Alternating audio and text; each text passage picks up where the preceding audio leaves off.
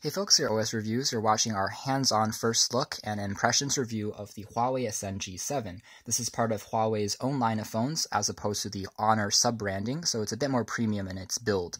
If we take a closer look at the specs first, the phone has a 5.5-inch LCD 720p panel, and there's also a Snapdragon quad-core processor clocked at 1.2 GHz coupled with 2 GB of DDR3 RAM. There's 16 GB of built-in flash storage that you can supplement with a micro SD card. The front here features access to a 5-megapixel camera for video chatting and Skype calls.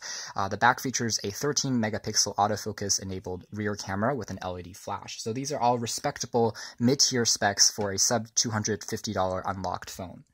Taking a closer look at the design of the phone first, we have access to the earpiece on the top. Below the IPS display, there's really nothing at all because instead of physical controls or buttons, these are all on-screen keys since it runs on a heavily skinned version of Android 4.4 KitKat, which can be updated to Android 6.0 Lollipop. But you can see that these keys will disappear when you're in specific programs like watching videos, so that it saves you a little bit of space, and it seems a bit more elegant when the phone is turned off. It comes in a few different colors. This version is white, and you can see that it is fairly slim and lightweight. The top features access to a standard 3.5mm headphone jack, whereas the spine features access to the dual SIM card slots, one which doubles as a SD card slot when not in use. There's also a power on-off switch and a volume rocker that's also etched in metal and feels quite premium and stable. The bottom features access to a standard micro USB port for charging. It takes roughly 3 hours to completely charge, and afterwards you can use it for about a day and a half before recharging it again.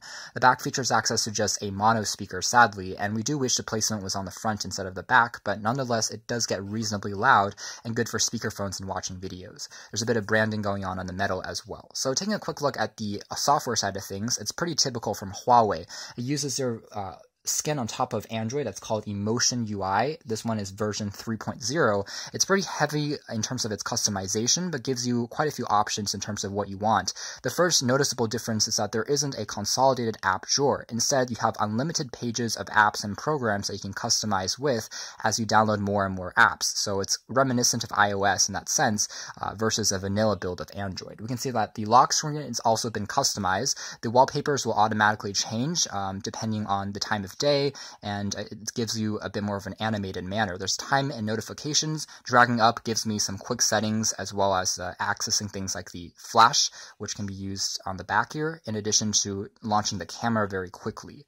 So if we unlock the phone, we can see that the main interface here is also pretty slick and responsive. There's no real slowdown in a day-to-day usage. Swiping to the left here gives you a universal search that I can tap on to quickly search the web as well as through my applications. And down below here I have my commonly used applications which can be reprogrammed, such as things like the dialer pad as well as the camera. So if we take a quick look at the camera next, again at 13 megapixels, it's pretty typical for a 5.5-inch phablet.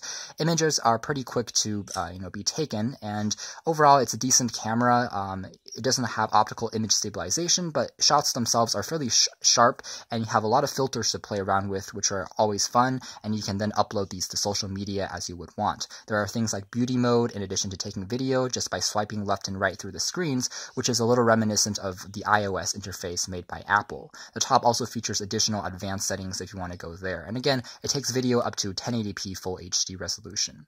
So let's take a quick look at the web browser next. It does a respectable job. Again, it has a quad-core processor. It's not octa-core, but it still does a good job with complex websites such as the New York Times and other.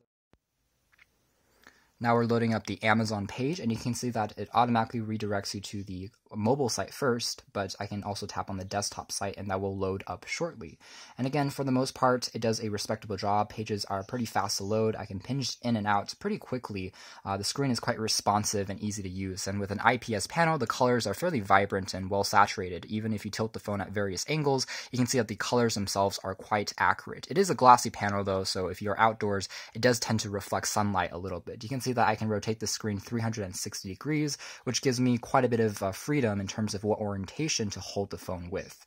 Taking a quick look at the on-screen keyboard, you can see it's quite spacious and comfortable to type on. It's very typical from Huawei. The software is consistent, and I can also use predictive text to more quickly type out my messages. But all in all, with a 5.5-inch screen, it gives you larger keys and buttons, which are comfortable and easy to type with.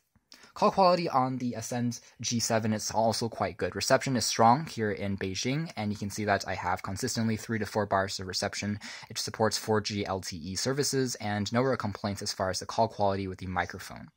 So all in all, that's been our hands-on first impressions review of the Huawei Ascend G7. I would say it's a pretty good mid-tier phablet from Huawei. Arguably, you get better value with the Honor series, but you do get that at a compromise of a more plasticky build, whereas with the Ascend series, the construction is a lot better because it's made out of aluminum and metal, and it feels more substantial, and performance is very similar. I feel like the screen here is great. It's nice and vibrant. It's large. It's saturated. It's responsive, and for regular day-to-day tasks, as long as you're not multitasking too heavily, you should be pleased with the experience here. You can check out more details later on our website, but for now, this has been our video. Thank you for watching here at OS Reviews. This has been the Huawei Ascend G7.